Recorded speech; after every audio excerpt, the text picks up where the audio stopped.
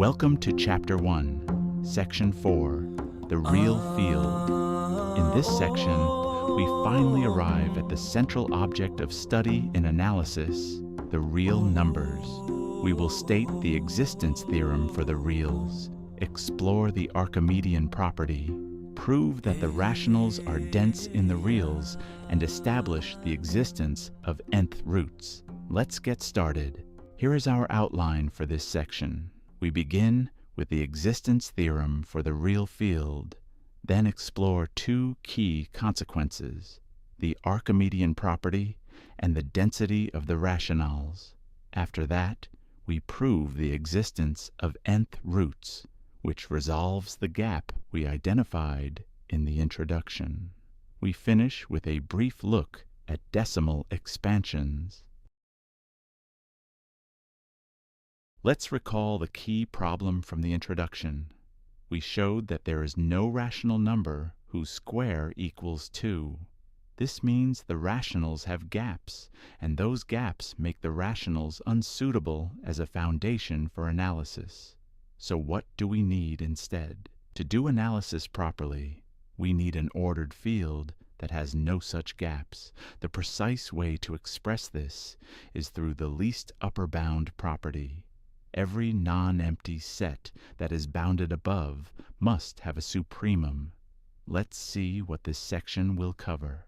In this section, we state the existence of such a field, which we call the real numbers, and then derive several important consequences: the Archimedean property, the density of the rationals, and the existence of nth roots. Let's begin with the existence theorem itself. Here is the central existence theorem. There exists an ordered field, R, that has the least upper bound property. Moreover, R contains the rationals Q as a subfield. This means Q sits inside R, and the addition and multiplication operations in R, when restricted to rational numbers, agree with the usual rational arithmetic. Let's also note what happens with the ordering. The elements of R are called real numbers. The statement that Q is a subfield of R means first that Q is a subset of R, and that the operations of addition and multiplication in R coincide with the usual ones when applied to rationals. Second, the positive rationals remain positive elements of R. This is important because it ensures that the ordering on Q inherited from R agrees with the usual ordering of the rationals. In other words, R doesn't just contain Q algebraically, it respects the order structure of Q as well. Third, the proof of this theorem is quite long and is given in the appendix to Chapter 1, where R is explicitly constructed from Q using Dedekind cuts. We will not go through that construction here, but instead focus on the powerful consequences of the least upper bound property. Let's first visualize what R looks like compared to Q. This diagram shows the real number line. The blue dots represent rational numbers, which are scattered densely along the line, but still leave gaps.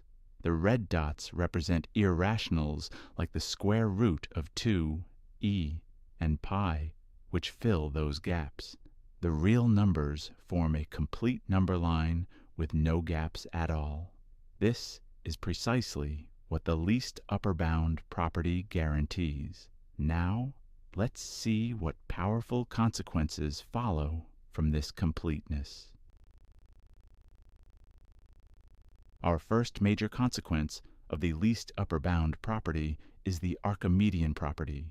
It says, given any two positive real numbers, x and y, no matter how small x is and how large y is, if you add x to itself enough times, you will eventually exceed y. In other words, there are no infinitely large or infinitely small real numbers. The second consequence is the density of the rationals in the reals. Between any two distinct real numbers, no matter how close together, there is always a rational number. This means the rationals are, in a sense, spread everywhere throughout the real line. Let's look at a diagram to build some intuition. Let's clarify the terminology. The Archimedean property means there are no infinitely large elements. You can always reach any real number by adding up enough copies of any positive real number. The density of Q in R means that no matter how close two real numbers are, you can always squeeze a rational number between them. Let's see visual illustrations of both properties, starting with the Archimedean property. This diagram illustrates the Archimedean property. We start with a small positive number, x, shown by the blue bracket, and keep adding copies of x, 1, x, 2, x, 3, x, and so on. No matter how large y is, we will eventually surpass it. There is no positive real number so small that its multiples stay bounded. Now let's visualize the other key consequence, the density of the rationals. Here we see the real number line with two arbitrary points, x and y. The orange bracket shows the interval between them. No matter how close x and y are to each other, there are always rational numbers between them, shown as the blue dots. In fact, there are infinitely many rationals between any two reals. This is a remarkable property. Now, let's prove both parts of theorem 120. Let's prove the Archimedean property. Our strategy is proof by contradiction. We consider the set A of all positive integer multiples of x, and assume for contradiction that this set is bounded above. Since R has the least upper bound property, A would then have a supremum. We will show this supremum cannot actually be an upper bound, giving us our contradiction. Let A be the set of all positive integer multiples of x. If the Archimedean property fails, then y is an upper bound of A. Since A is non-empty and bounded above, the least upper bound property gives us alpha equals the supremum of A. Here is the key step. Since x is positive, alpha minus x is strictly less than alpha. Since alpha is the least upper bound, alpha minus rx cannot be an upper bound of A. Therefore, there exists some positive integer m, such that m times rx exceeds alpha minus x. But then m plus 1 times x exceeds alpha. Since m plus 1 times x is an element of A, we have found an element of A that exceeds alpha. This contradicts alpha being an upper bound of A. The Archimedean property is proved. Now let's use it to prove the density of the rationals. Now let's prove part B, the density of the rationals. We need to find a rational number m over n between x and y. The strategy uses the Archimedean property twice. First, we use it to find an integer, n, large enough that 1 over n is smaller than the gap y minus x. Then we use it again to find the right numerator, m.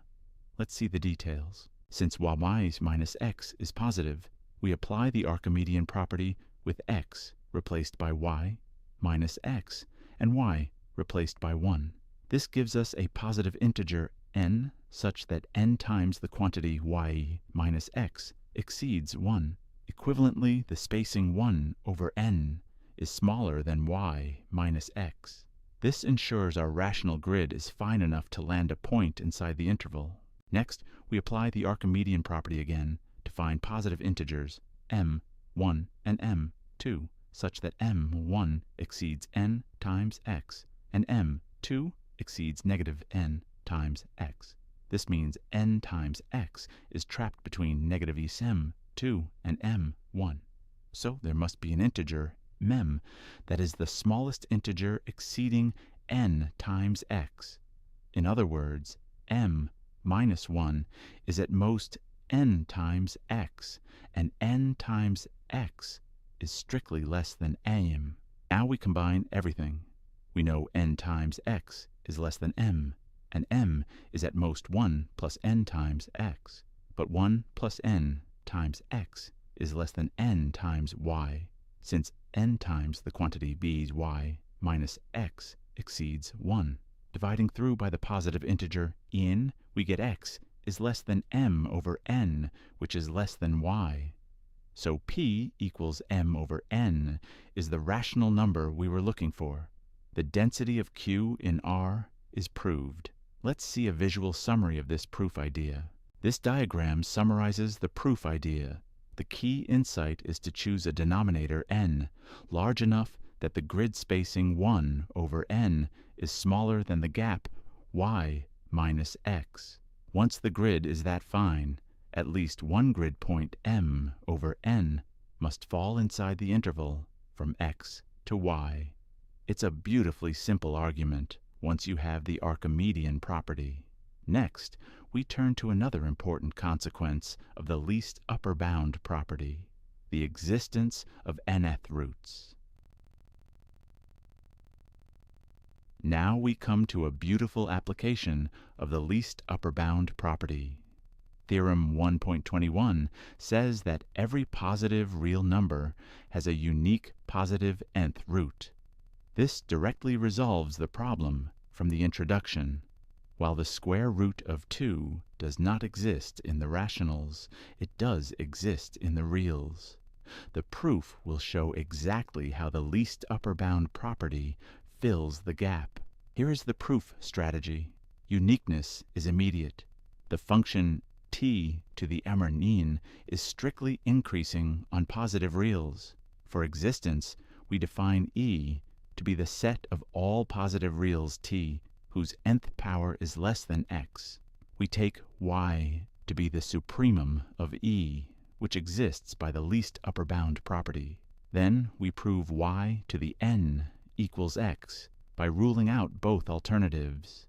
If y to the n were less than x, we would construct a small positive number, h, so that y plus h is still in E, contradicting the fact that y is an upper bound of E.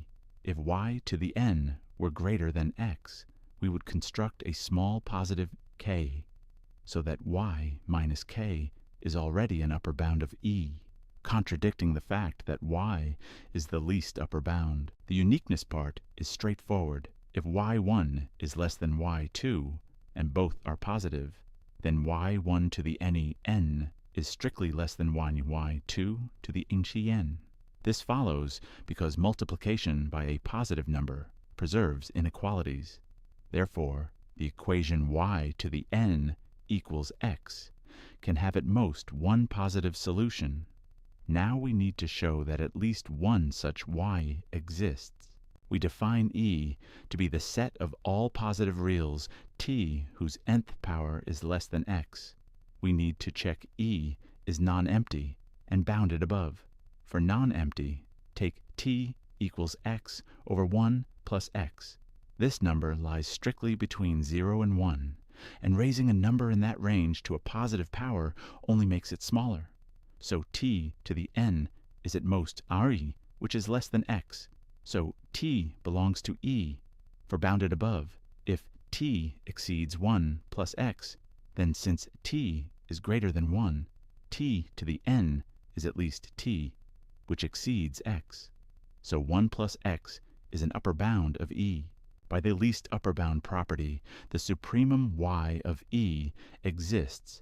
Our claim is that y to the n equals x. As outlined in the strategy, we will establish this by ruling out the two alternatives, y to the n less than x and y to the n greater than x. Before handling them, we pause to record the key algebraic inequality that both cases will need. Before we handle the two cases, we need a key algebraic inequality. The factorization of b to the n minus a to the n gives us b minus a times a sum of n terms. When a is less than b, each term in that sum is at most b to the n minus 1, so the entire sum is at most n times b to the n minus 1. This gives us the boxed upper bound, which we will use in both cases of the proof. Assume y to the n is less than x. We choose a small positive h, less than 1, and small enough that h times n times the quantity, y plus 1 to the n minus 1 is less than x minus y to the n. Applying our key inequality, the chain of inequalities on the slide shows that y plus h to the n is still less than x. So y plus h belongs to E, but y plus h exceeds y. This contradicts y being an upper bound of E. Now let's handle the other case. Now assume y to the n is greater than x. We define k as shown, which is positive and less than y.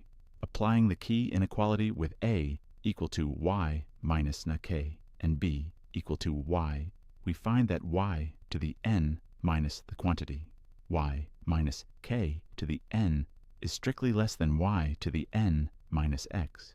So y minus k to the n is greater than x, which means y minus k is an upper bound of E, but y minus k is strictly less than y, contradicting that y is the least upper bound. Both cases lead to contradictions, so y to the n must equal x.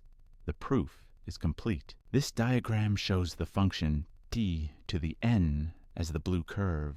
The horizontal dashed line is at height x. The set E, shown in green, consists of all positive t where the curve lies below x. The supremum y is where the curve meets the line. If y to the n were less than x, we could move right and stay in E. If y to the n were greater than x, we could find a smaller upper bound by moving left. So y to the n must equal x exactly. Now let's look at a nice corollary of this result. A nice consequence of the uniqueness part of Theorem 1.21 is this corollary about nth roots of products. The nth root of a product equals the product of the nth roots. This is a familiar rule, but it requires the existence and uniqueness of nth roots to make rigorous. Let's see the short proof. The proof is elegant and short. Let alpha be the nth root of A, and beta be the nth root of B. Then A times B equals alpha to the n times beta to the n, which equals alpha beta to the n by commutativity of multiplication. Now, alpha beta is a positive real number whose nth power equals a b. By the uniqueness assertion of Theorem 1.31, it must be the nth root of a b. That completes the proof. We finished the section with a brief look at decimal expansions. We conclude this section with a brief discussion of decimal expansions. Given a positive real number x, we can construct its decimal expansion as follows. First, let n0 be the largest integer that does not exceed x. This exists by the Archimedean property. Then, having chosen the digits n0 through n, k minus 1, let n, k be the largest integer such that the partial decimal sum does not exceed x. The set E of all these partial decimal sums is bounded above by x itself. The crucial fact is that x equals the supremum of E. This connects the decimal representation to the least upper bound property. Conversely, any infinite decimal defines a bounded set of partial sums, whose supremum is the real number it represents. Since we will not use decimals in the rest of the book, we do not pursue this further. Let's wrap up with a summary of the key results from this section. Let's summarize what we covered in this section. The foundational result is Theorem 1.19. The real numbers exist as an ordered field with the least upper bound property, and they contain the rationals as a subfield. Everything else in this section flows from this single, powerful property. The Archimedean property, theorem 120 part A, tells us that the reals have no infinitely large or infinitely small elements relative to one another. You can always exceed any real number by adding up enough copies of any positive real number, no matter how small. Part B of theorem 1.20 shows that the rationals are dense in the reals. Between any two real numbers, no matter how close together, you can always find a rational number sitting between them. We proved this using the Archimedean property to make the rational grid fine enough to land a point inside any interval.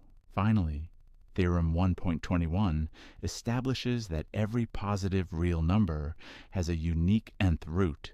This resolves the problem of the square root of 2 that motivated the entire chapter. All three results flow from the single powerful assumption that R has the least upper bound property. In the next section, we will extend the real number system by adding positive infinity and negative infinity, creating the extended real number system.